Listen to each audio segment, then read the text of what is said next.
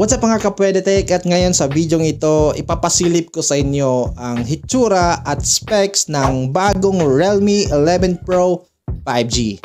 Ayan, so napakaswerte natin dahil meron na tayong demo unit ng 11 Pro 5G. Tignan natin, let's go!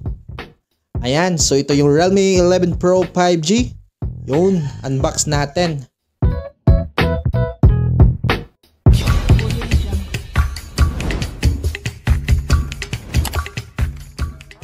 Yun, so ito yung hitsura ng mismong unit. So nakikita nyo. At syempre meron itong kasamang charger, fast charger. Ayan, so USB Type-C.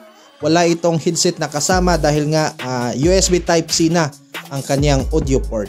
Ayan, so ito yung hitsura ng 11 Pro 5G. May malaking bilog. Ayan, so ito yung Astral Black. At meron itong mga kasamang kulay na premium leather design. Ayan. So napaka-premium ng design mga kapwedetek. Yun, so ito yung mga kulay. Mayroon black, may pagka-white, tsaka yung green.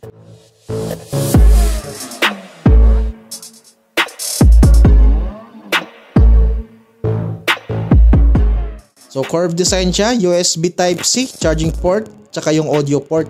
So meron siyang dalawang speaker nasa baba tapos nasa itaas. Dual SIM na rin ito mga kapwedetek.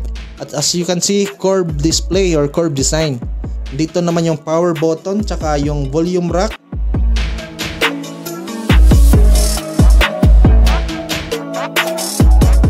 So napaka-slim. So ito yung pangalawang speaker. Yan. So nasa 180 grams or 189 grams lang yung bigat niya. At ito naman yung dimensions niya. Napakaangas nito mga kapwedetek. So meron itong 5,000 mAh LiPo battery, 67 watts SuperBook charge. Yun. Ang size nito guys is nasa 6.7 inch na AMOLED display. Yun naman yung resolutions. Ayan. Napakalupit.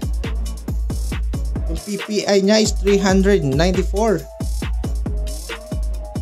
Punta tayo sa screen refresh rate. So pwede tayong mag-high, which is yung 120 Hz. Ayan, screen refresh rate. Wala pa itong official price, pero i-update ko kayo pag meron ng official price.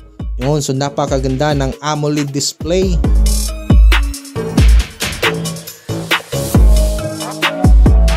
So napaka-vibrant ng kanyang mga kulay. Ayan, so tingnan natin yung camera. Kung ano bang meron dito sa kanyang camera. Ayan. So yung camera natin is dual lang po yan. Merong 100 megapixels main cam, tapos 2 MP para sa secondary camera. At sa selfie cam naman ay 16 megapixels. Try natin. Ito yung photo niya. Wala siyang ultra wide. Portrait meron 100 megapixels. Ayan, mas mataas na resolution. Yun. So ito yung more features. Meron pro, pano, movie, slow-mo, time-lapse, dual video, group portrait. Ayan, so try natin yung dual video.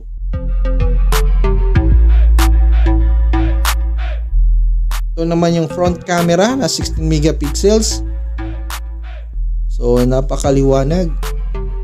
Ayan, so yung video natin guys, try natin kung 100 megapixels to guys. Check natin. Yun, so kaya niya mag 4K resolution sa rear camera. Try natin sa front kung ilang resolution ang kaya niya. Ayun, so 1080 lang talaga ang kaya ng front camera. Hindi na rin masama guys. Napakalaki na ng 1080p.